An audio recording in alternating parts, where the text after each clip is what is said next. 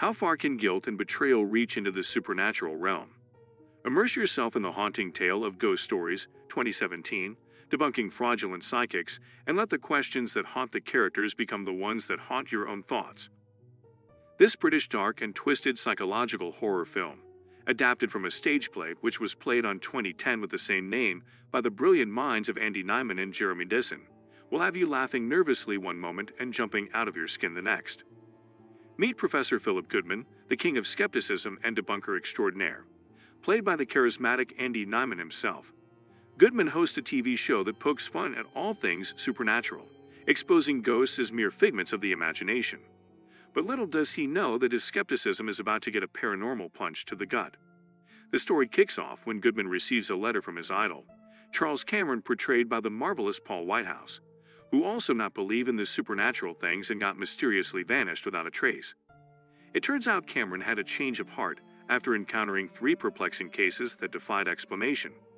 He challenges Goodman to step up to the plate and solve these mysteries, throwing him into a twisted, ghostly treasure hunt. But wait, there's more. When his journey begins to unravel the 3 cases, a spirit with hoodie also started to follow him right from as he went off from Cameron's house. Talk about a ghostly guilt trip. Professor Goodman's first perplexing case leads him to Tony Matthews, an aging night watchman. Tony seeks solace in his small office, providing a respite from the foreboding warehouse that surrounds him. As he ventures further into the unknown, the soundscape amplifies, emphasizing his isolation. Then Goodman delves into the mystery, navigating the chilling atmosphere and unearthing the asylum's dark past. As he delves deeper, he uncovers a truth. Tony's own daughter Marnie was confined in an asylum, trapped in the agonizing grip of locked-in syndrome.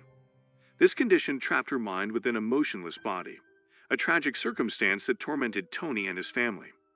A girl ghost in yellow dress that Tony encounters within the abandoned building, inserting her fingers into his mouth, which left him completely shocked with terror. Tony, with palpable anxiety, seeking solace in a seedy pub, while haunted by faceless mannequins and a haunting 1960s tune.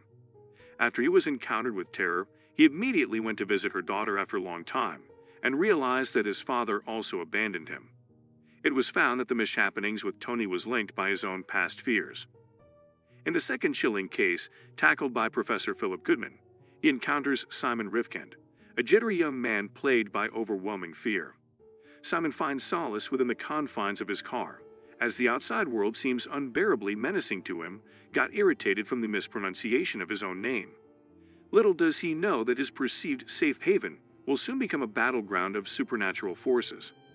Simon's irritation with his surname being mispronounced parallels.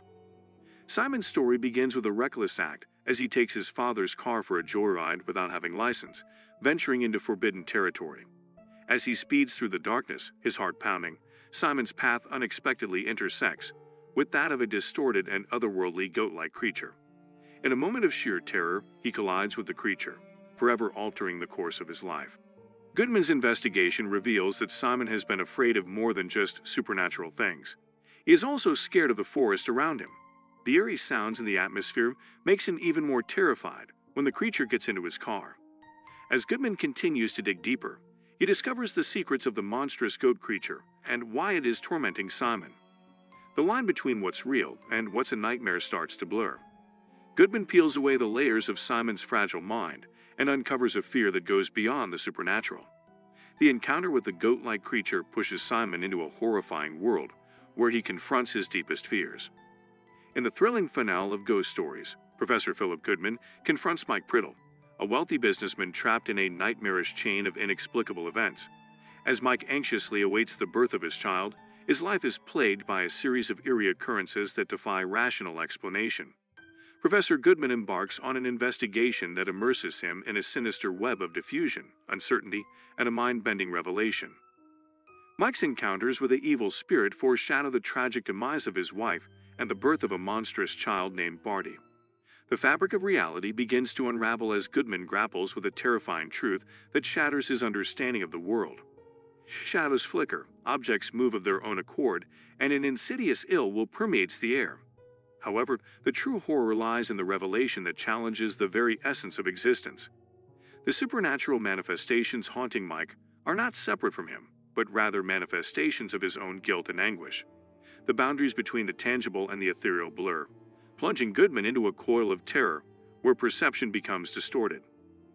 Now the time to switch our terror into the eye-bulging moment.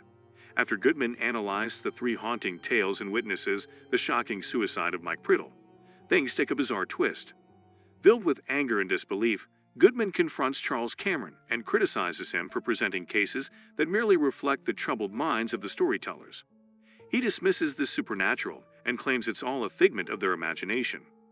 But hold on tight, because this is where reality unravels. In a jaw-dropping moment where whispers turns into screams, Cameron tears off his own face, revealing none other than Mike Priddle underneath. The boundaries of perception are shattered as Cameron reveals that his caravan wall is nothing but a painted backdrop. As if that isn't enough to make your skin crawl, Cameron steps through the backdrop, inviting Goodman to follow. He cryptically mentions "you, me, Barty, and you know who." The air crackles with mystery, and the audience is left hanging, wondering what lies beyond that painted veil. As he investigates 3 haunting cases, he discovers a startling revelation about a mysterious figure who has been shadowing his every move. The enigmatic 4th party, cloaked in a hooded coat, becomes the focal point of Goodman's relentless pursuit for answers. Determined to uncover the truth, he follows a trail that leads him to a secluded wooded area, where he experiences a vivid flashback of him in a car struggling to breath from his own troubled past. In this haunting recollection, a young Goodman finds himself at the mercy of 2 bullies, who subject him to a cruel and tormenting game. Forced to stand near a tunnel, the bullies pelt him with stones, relishing in their sadistic act. However, the scene takes a sinister turn when another classmate, Dizzy Callahan, a mentally disabled boy, arrives on the scene. Mocked and referred to as Kojak due to his shaved head, Dizzy is presented with a cruel challenge. The bullies taunt him, promising acceptance into their gang if he ventures into the tunnel and memorizes the 10th number, despite there being only 9 numbers inscribed on the tunnel walls. Goodman starts to tell Kojak this, but is threatened into silence. However, undeterred, Kojak bravely enters a dark tunnel, reciting numbers as he navigates its narrowing confines. But fear soon grips him, manifesting as an asthma attack, while the bullies who tormented him scurry away. Goodman, filled with a mixture of shock and fear, follows suit, leaving Kojak behind. Soon after, Priddle returns and confronts Goodman about his failure to aid Kojak or seek help for him. The accusation hits home, exposing Goodman's lack of action and his silence on the matter. But just when it seems that the twists are over, a final scene unfolds, sending shivers down our spines. In a chilling climax, the decomposed corpse of Kojak appears before Goodman, seizing him forcefully and inserting a finger into his mouth. In a desperate cry, Goodman exclaims, "Not again." This haunting moment unveils a shocking truth. Goodman is trapped in a coma following a suicide attempt. Confined to a hospital bed with having locked-in syndrome, the events he believed to have experienced were mere fabrications, stemming from his overwhelming guilt, cleverly interwoven with details from his immediate surroundings. As the pieces fall into place, we realize that Mike Priddle is, in fact, a senior doctor, Simon Rifkind a junior doctor, and Tony Matthews a janitor within the hospital in which Goodman was laying on bed. The ending, though dramatically twisted, leaves breadcrumbs throughout the movie, subtly hinting that all may not be as it seems. In the dark and mysterious world of ghost stories, Professor Philip Goodman investigates a series of eerie cases. A sense of unease gradually settles in, leaving us wondering if all is as it seems. Throughout the story, Goodman clings to his belief that the brain sees what it wants to see, convinced that he possesses a rare ability to perceive things rationally. However, this confidence blinds him to the possibility that his own mind may be deceiving him. As the pieces of the puzzle come together, it becomes clear that Goodman's perception of reality is not as reliable as he believes. The hints he overlooked, the strange occurrences he dismissed as tricks of the mind, all lead to a mind-bending revelation. He has been missing the biggest trick of all. Throughout the movie, the 9 numbers on the tunnel wall recur mysteriously. Tony's daughter, Marnie, suffering from locked-in syndrome, reflects Goodman's own confinement. A ghostly version of himself trapped in a car signifies his internal struggles. The term professor being associated with Punch and Judy shows relates to Dr. Priddle's mention of suicide methods. Priddle himself enacts the suggestion of a shotgun in the mouth. A girl in a yellow dress haunting Tony and a doll in Priddle's home connect to a doll in Goodman's hospital room.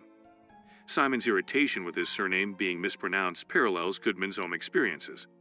Finger gestures symbolize hospital breathing tubes, experienced by both Tony and Goodman. The incident that killed Callahan is referenced through the pub name and a photograph. A radio interview echoes in Tony's story in Goodman's room. A dripping sound in Priddle's house originates from the tunnel. The character Charles Cameron is inspired by a phone conversation mentioned by Dr. Priddle. Birds crashing into windows signify omens throughout the film. These interwoven details enhance the eerie atmosphere of ghost stories, where the guilt meets these supernatural happenings and blurring the reality, and also leaving viewers questioning the boundaries between the reality and nightmares. So, that's all, folks. Without further ado, let your imagination run wild and share with us the tale that shall captivate our very beings. Go and rush to the comments below.